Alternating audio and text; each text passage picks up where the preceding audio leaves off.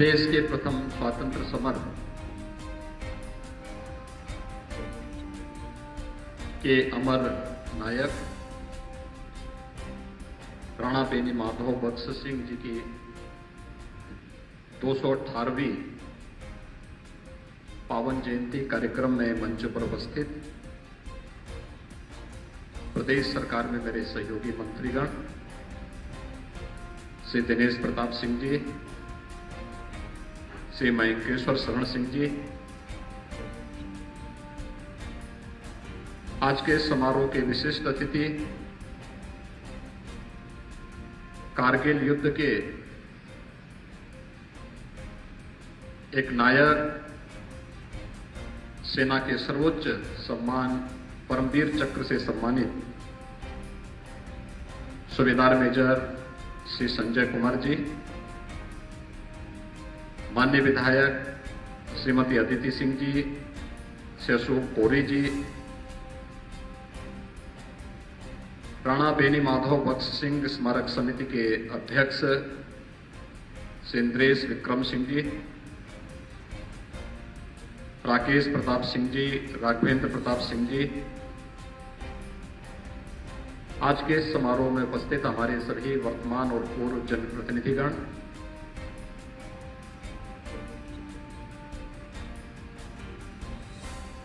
फिरोज गांधी स्मारक कॉलेज से जुड़े हुए प्रबंध समिति के सभी पदाधिकारी, महाविद्यालय के सभी यहाँ के प्राचार्य और अन्य जो भी फैकल्टी मेंबर्स हैं, उपस्थित भाइयों बहनों,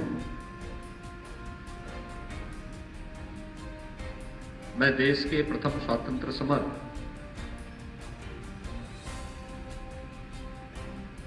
के अमर नायक, जिन्होंने इस पूरे अवध क्षेत्र को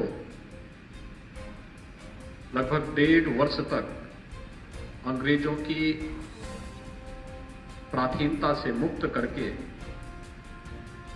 आजादी का एहसास आजादी से 90 वर्ष पहले ही करा दिया था, ऐसे राणा बेनी माधव बख्श सिंह जी को उनकी 218वीं जयंती के अवसर पर नमन करते हुए उन्हें विनम्र श्रद्धांजलि भी अर्पित करता हूं।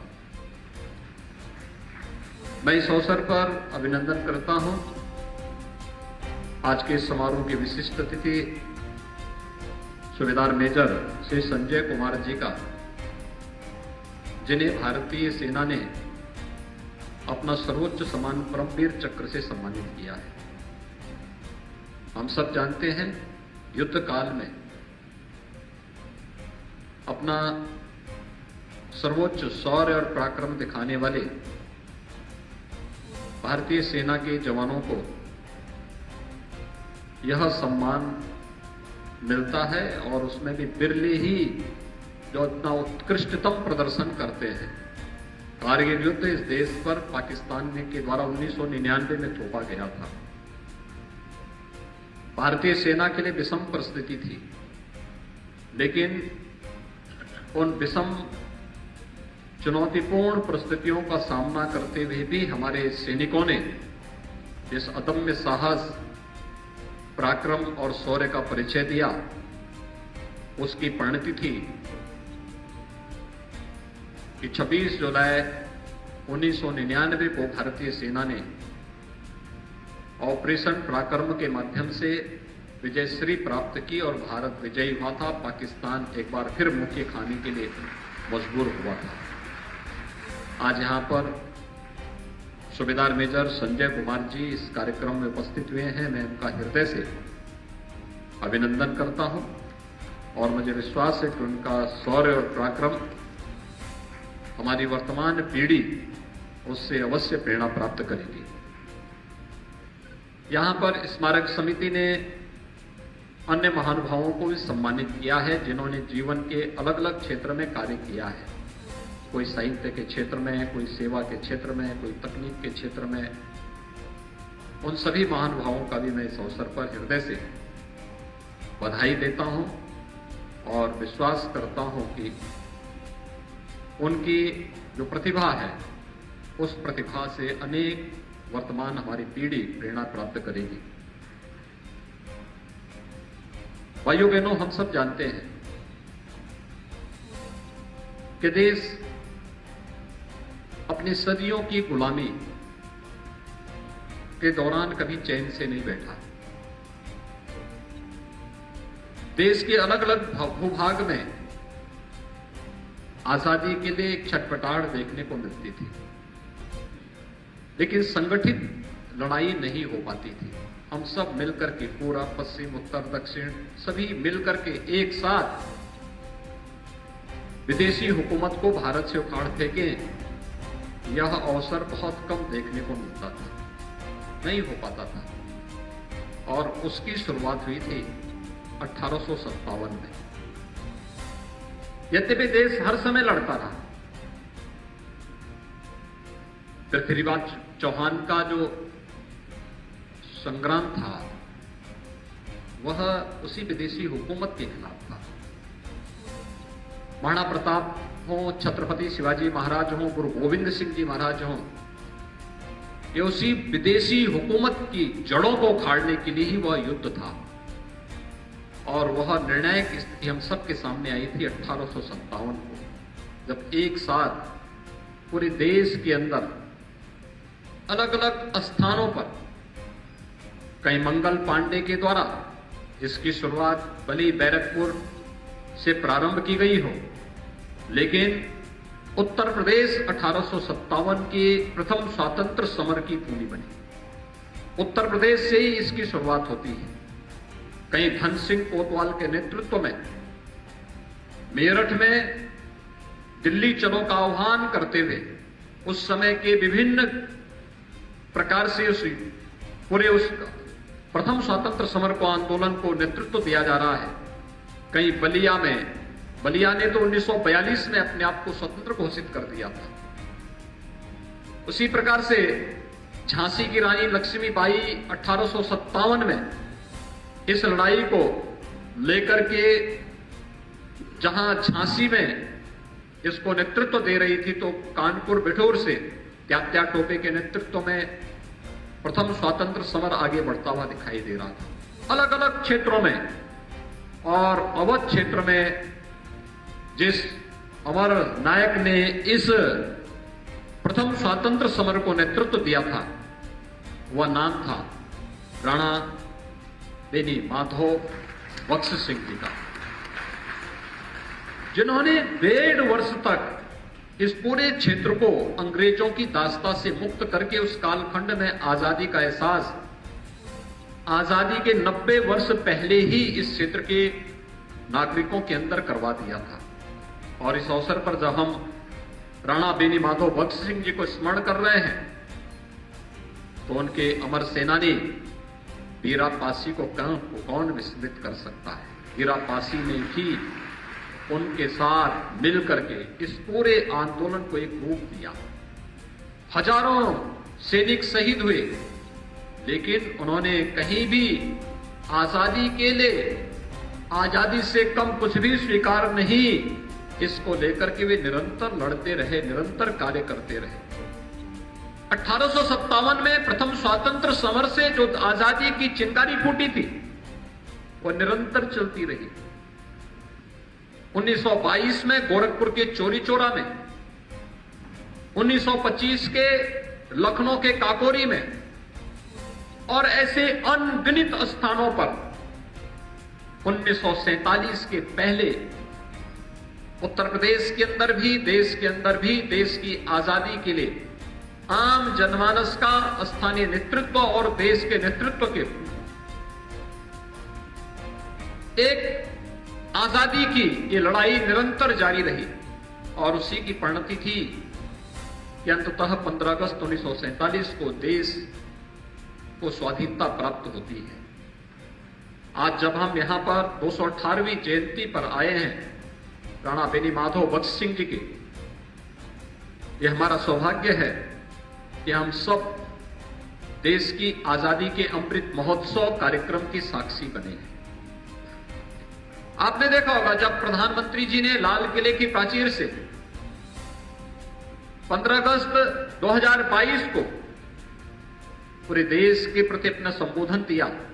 उसमें उन्होंने देश के नागरिकों को कुछ संकल्पों के साथ जोड़ने के लिए भी आगामी कुछ कार्य योजना उनके सामने प्रस्तुत की। आजादी हमें मिली, ये सच है। अनगिनत त्याग और बलिदान से, शौर्य और पराक्रम से आजादी मिली, ये भी सच है। आजादी के बाद इन 75 वर्षों में हमारे वीर सैनिकों ने भारत की आजादी को अक्षुण्ण बनाए रखने के लिए अपना सर्वोच्च त्याग और बलिदान दिया है, जिनमें से एक सैनिक यहां पर आज परमवीर चक्र विजेता के रूप में श्री संजय कुमार जी हमारे सामने ही बैठे हुए हैं। लेकिन क्या इतने भर से कोई देश अपनी एक लंबी यात्रा के लिए तैयार माना जा सकता है? दुनिया की वर्तमान प्रतिस्पर्धा के साथ अगर हमें अपने आप को जोड़ना है तो हम सबको आज के साथ दुनिया की इस प्रतिस्पर्धा के साथ अपने आप को खड़ा करना होगा। ये केवल सरकारें नहीं कर सकती। सरकार नेतृत्व दे सकती है, सरकार कार्य योजना बना सकती है। समाज का हर एक तबका जब अपने अपने क्षेत्र में अपनी अपनी जिम्मेदारियों का निर्वहन करने लग जाएगा, तब हम उस लक्ष्य को लेकर के आगे बढ़ सकते हैं। उसे प्राप्त करने में फिर हमें कोई कठिनाई नहीं होगी। और इसीलिए प्रधानमंत्री जी ने देश को आजादी के शताब्दी महोत्सव की तैयारी के लिए अभी से जुटने के लिए आह्वान किया है। कैसा भारत चाहिए हमें? जब ये देश अपनी आजादी की 100वीं वर्षगांठ मना रहा होगा, उस अवसर पर कैसा भारत चाहिए? एक सशक्त और समर्थ भारत, दुनिया की सबसे बड़ी अर्थव्यवस्था के रूप में गिना जाने वाला भारत, गरीबी, किसी भी प्रकार की विषमता, अव्यवस्था, अराजकता से मुक्त भारत, और दुनिया के अंदर भारत की उत्तर से दक्षिण, पूरब से पश्चिम, इन सभी सीमाओं को अक्षुण्ण बनाए रखते हुए एक ऐसे भारत को जो दुनिया का नेतृत्व करता हुआ दिखाई दे, विश्व मानवता के लिए शांति और सौहार्द का एक नया संदेश लेकर के चल रहा हो, ये वही भारत हमें चाहिए। लेकिन शांति और सौहार्द बिना शौर्य और पराक्रम के कभी नहीं आ सकती है। ये हर भारतवासी को सोचना पड़ेगा और इस दिशा से हम सबको उसकी तैयारी के लिए अपने आप को लगना पड़ेगा। ये मेरा सौभाग्य है कि मुझे 2 वर्ष पहले भी इस कार्यक्रम में भागीदार बनने का अवसर प्राप्त हुआ था, और उस समय भी मैं इन कार्यक्रमों के साथ जुटा था। लेकिन विगत 2-2.5 वर्ष आप सबने देखे हैं किस प्रकार के संक्रमण काल के दौर से पूरा देश और पूरी दुनिया और पूरी मानवता गुजरी है। इस सदी की सबसे बड़ी महामारी कोरोना ने कैसे मानवता के सामने संकट खड़ा किया। दुनिया के अंदर लाखों लोग इस बीमारी से काल कलवित हुए, लेकिन तब भी बिना रुके, बिना टिके प्रधानमंत्री मोदी जी के नेतृत्व में भारत की यात्रा अनवरत रूप से आगे बढ़ रही है। इस अनवरत यात्रा में आपने देखा होगा कि सरकार ने तकनीक का बेहतरीन उपयोग करते हुए आम जन तक अपनी संवेदनाओं को पहुंचाने का काम किया। अक्सर होता है जब हम तकनीक के जितने नजदीक होते हैं उतने ही तकनीक हमें संवेदनहीन भी बना देती है। लेकिन कोरोना कालखंड में तकनीक के साथ साथ सरकार की संवेदना जब दवा के रूप में, ट्रीटमेंट के रूप में, टेस्ट के रूप में, ट्रेस के रूप में और राशन के रूप में प्रत्येक गरीब तक पहुंचा है, तो स्वाभाविक रूप से भारत कोविड प्रबंधन का बेहतरीन केंद्र के रूप में दुनिया के सामने प्रस्तुत हुआ है। ये चीजें हमें दिखाती है तकनीक भले ही कितनी भी इंप्रूव हो जाए, कितनी भी बेहतरीन हो जाए, वह समाज की आवश्यकता है। लेकिन हम तकनीक के पीछे पड़ करके अपनी संवेदनाओं को न खो दें, यह भी आज की सबसे बड़ी आवश्यकता है। और उस संवेदना के साथ जोड़ते हुए किन कारणों से देश गुलाम हुआ था, उस पर मंथन करते थे। आज कार्य किए जाने की आवश्यकता है। आज हम इस सभागार में हैं। यह एक महाविद्यालय है और मैं प्रदेश भर के सभी कॉलेजेस से कहूंगा, केवल डिग्री बांट देना हमारा काम नहीं। कोरोना कालखंड में प्रधानमंत्री जी ने देश को एक राष्ट्रीय शिक्षा नीति दी है। राष्ट्रीय शिक्षा नीति हमारे युवाओं को आगे बढ़ने का एक बेहतरीन मंच प्रदान कर रहा है। लेकिन हमारी सबसे बड़ी समस्या क्या हो गई? हम लोगों ने शोध को आगे बढ़ाने में हमेशा गुरेज रखा है। हम केवल अपने को डिग्री बांटने तक सीमित कर दिए। आजादी के अमृत महोत्सव के इस कार्यक्रम के दौरान हम लोगों की जिम्मेदारी बनती थी कि स्थानीय स्तर पर हम लोग उन सभी ज्ञात अज्ञात सेनानियों को ढूंढें जिन्होंने आजादी की इस लड़ाई में योगदान किया। मैं देख रहा था यहां पर कि राणा बेनी माधव बख्श सिंह जी को हम याद करते हैं, उनका स्मरण करते हैं। बीरा पासी को हम स्मरण करते हैं, वे उनके अमर सेनानी थे। लेकिन हजारों लोग जो शहीद हुए थे, हजारों सैनिक जो शहीद हुए थे प्रथम स्वतंत्र समर में अवध क्षेत्र में, उनके नाम क्यों गायब हो गए? क्या यह शोध का विषय हमारे लिए नहीं बनना चाहिए? क्या हमने गांव-गांव में जाकर के, स्थानीय स्तर पर जाकर के, क्या कभी इन सभी बातों को वहां पर जानने का अवसर प्राप्त किया? बहुत सारी जगहों में, लोक गाथाओं में, लोकगीतों में, लोक परंपराओं में, कथा में, वहां की परंपरा में, वहां की बोलचाल की भाषा में, ये सब कुछ प्राप्त होता है, सब कुछ मिलता है। लेकिन उसको संकलन करने का दायित्व किसका? ये भी हमारी शिक्षण संस्थाएं अगर कर लें, केवल सरकार के भरोसे छोड़ करके नहीं कि जब सरकार किसी संस्था को जिम्मेदारी देगी तब हम करेंगे। ये तो हमारे हर स्कूल कॉलेजेस के जितने वहां के शिक्षक हैं, उनके फाइनल ईयर के जो छात्र हैं जिन्हें अपना प्रोजेक्ट तैयार करना, उनकी जिम्मेदारी बनती है कि हम अपने प्रोजेक्ट का हिस्सा बनाएं। अलग अलग गांव को, अलग अलग क्षेत्र को, अलग अलग विकास खंड को, अलग अलग जनपदों को उसका केंद्र बिंदु बना करके, अब राजनीति का समय नहीं, अब कुछ ठोस कर गुजरने की आवश्यकता है। और हर व्यक्ति अगर अपने अपने क्षेत्र में कुछ ठोस करने की व्यवस्था कर सके, कुछ डॉक्यूमेंट तैयार कर सके, तो हम अपनी आने वाली पीढ़ी के लिए कुछ दे सकते हैं। विकास खंड स्तर पर, ग्राम पंचायत स्तर पर, न्याय पंचायत स्तर पर, जनपद स्तर पर, नगर निकाय के स्तर पर हम बता सकते हैं कि देखिए फलानी फलानी जगह ये महापुरुष थे, इन्होंने उस समय ये किया था, उसका प्रमाण ये है। बहुत सारी जगह ताम्रपत्र होंगे मौजूद, हमें उनको ढूंढने की आवश्यकता है। बहुत सारी जगह पुरानी पांडुलिपियां होंगी, हमें उन पांडुलिपियों को ढूंढने की आवश्यकता है। हमें बताने की आवश्यकता है कि कहां और किस रूप में ये सब चीजें उपलब्ध होती हैं। ऐसे अनेक वृत्तांत मिलते हैं। अभी मेरे पास एक माह पहले महाराष्ट्र से कुछ संत आए थे। उन्होंने मुझसे समय मांगा और लखनऊ पधारे।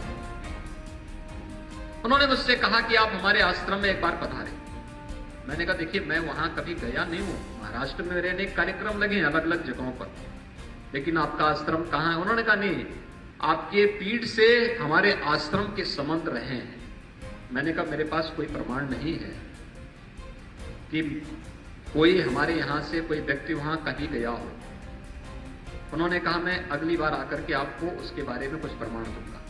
और फिर वह प्राचीन उन पांडुलिपियों को लेकर के आए, उन्होंने मुझे उपलब्ध कराया, कहा कि मैं ये मराठी की कुछ पांडुलिपियां आपको दे रहा हूं, आप इसकी प्राचीनता को एक बार जानिए और फिर इनमें जो कुछ लिखा है इसका हिंदी रूपांतरण करके पढ़ने के बाद तब फिर आप मुझे आमंत्रित करना। मैंने उनको पांडुलिपियों को मैंने यहां पर अध्ययन के लिए दिया। पुरातत्व विभाग को देने के बाद फिर मैंने उनका अध्ययन किया। आप आश्चर्य करेंगे कि उसमें 16वीं सदी से लेकर के और 19वीं सदी तक के जिन जिन गोरक्ष पीठ से जुड़े हुए संतों का वहां आगमन हुआ था, उन सब का वृतांत बड़े भावपूर्ण तरीके से उन्होंने मराठी कवित्व मैं उन छंदों में उन्हें गायन के माध्यम से प्रस्तुत किया था और वह उसकी प्राचीनता, उसकी सभी चीज प्रमाणित होते हुए मेरे पास प्राप्त हुई। फिर मैंने उनको बुलाया, मैंने कहा ये प्रमाणित हुआ है और मैं इस बात से संतुष्ट हूं। अगर एक संत इस प्रकार का कार्य वहां पर कर सकता है, क्या हमारे स्कूल कॉलेजेस नहीं कर सकते? हमारे विश्वविद्यालय नहीं कर सकते? हम भी कर सकते हैं। हमारा कंट्रीब्यूशन होगा इतिहास के प्रति। हम वर्तमान पीढ़ी को बताने के लिए कुछ कह पाएंगे, लोगों के मन में एक नई जिज्ञासा पैदा होगी, हम उसे आगे बढ़ाने का कार्य कर सकते हैं। एक, इस कार्य पर जुटने की आवश्यकता। दूसरा, हर व्यक्ति अपने कर्तव्यों का पालन करना प्रारंभ कर दे। कोई कारण नहीं कि जब ये देश अपनी आजादी की शताब्दी वर्ष मना रहा होगा, उस समय भारत दुनिया की सबसे बड़ी ताकत न हो। कोई ताकत भारत को आगे बढ़ने से रोक नहीं सकती। कोरोना जैसी महामारी के बावजूद, सबसे बेहतरीन प्रबंधन के बाद आज भारत की अर्थव्यवस्था दुनिया की सबसे बेहतरीन अर्थव्यवस्था की ओर अग्रसर, तेजी के साथ बढ़ती हुई अर्थव्यवस्था के रूप में भारत की अर्थव्यवस्था जानी जा रही है। हम सबका दायित्व भी तो कुछ बनता है। इसमें श्रमिक है, किसान है, नौजवान है, व्यापारी है, शिक्षक है, छात्र है, चिकित्सक है, अभियंता है, समाज के हर एक तबके को जोड़ करके इस कार्यक्रम को आगे बढ़ाना होगा। आज मुझे प्रसन्नता है कि यहां पर राणा बेनी माधव भगत सिंह जी की 218वीं जयंती कार्यक्रम के साथ हम सबको जुड़ने का अवसर प्राप्त हुआ है। यह वह क्षेत्र उनका ऋणी है और उसी ऋण से ऋण के लिए ही हम लोग उनकी जयंती कार्यक्रम में या उनसे जुड़े हुए किसी कार्यक्रम में भागीदार बनने का अवसर इस बेसवारा क्षेत्र में हम लोगों को प्राप्त होता है।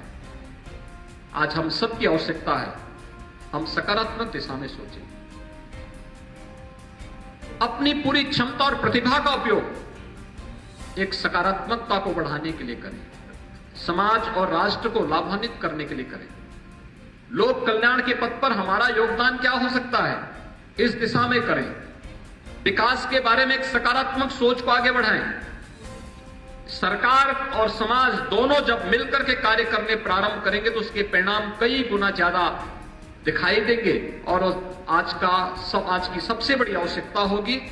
मुझे प्रसन्नता है कि आज यहां पर राणा बेनी माधव भगत सिंह जी की स्मृति में जो स्मारक समिति बनी हुई है, इस स्मारक समिति और जिला प्रशासन यहां के हमारे जनप्रतिनिधियों के साथ मिलकर के यहां पर एक भव्य ऑडिटोरियम के निर्माण के शिलान्यास के कार्यक्रम को भी उन्होंने यहां पर इस कार्यक्रम को आगे बढ़ाया है। मेरा विश्वास है कि रायबरेली के विकास को आगे बढ़ाते हुए हम लोग तेजी के साथ इन कार्यक्रमों को आगे बढ़ाने में सफल होंगे। एक बार फिर से मैं राणा बेनी माधव भगत सिंह जी को और उस परंपरा से जुड़े हुए उन सभी क्रांतिकारियों को, अमर सेनानियों को, डेरा पासी हैं, पंडित अमोल शर्मा के नेतृत्व में जो किसान आंदोलन 1921 में प्रारंभ हुआ था, मुंशी कालिका प्रसाद जी के नेतृत्व में हुआ था। इससे पहले यहां पर काकोरी 10 एक्शन की घटना, जिसमें पंडित राम प्रसाद बिस्मिल, ठाकुर रोशन सिंह, अस्फाउल्लाह खां, चंद्रशेखर आजाद, अन्य बहुत सारे क्रांतिकारियों ने अंग्रेजी हुकूमत को चुनौती दी थी। ये लड़ाई कभी थमी नहीं, ये निरंतर चलती रही और जिसकी परिणति थी कि अंततः 15 अगस्त 1947 को भारत स्वतंत्र हुआ और स्वतंत्रता के इस एहसास में हमें 75वीं आजादी के 75 वर्ष पूरे होने पर 76वीं वर्षगांठ पर हम लोगों को इस पूरे कार्यक्रम में हर्षोल्लास के साथ, उत्साह और उमंग के साथ शामिल होने का अवसर प्राप्त हुआ। हम आगामी अमृतकाल की इस कार्य योजना के साथ अपने आप को जोड़ेंगे इस विश्वास के साथ। मैं एक बार फिर से सूबेदार मेजर संजय कुमार जी का और आज यहां पर इस स्मारक समिति ने जिन महानुभावों को सम्मानित किया है, इन सभी का हृदय से मैं बधाई देता हूं, उनका अभिनंदन करता हूं। आप सबके प्रति अपनी शुभकामनाएं देते हुए वाणी को विराम देता हूं। धन्यवाद। जय हिंद।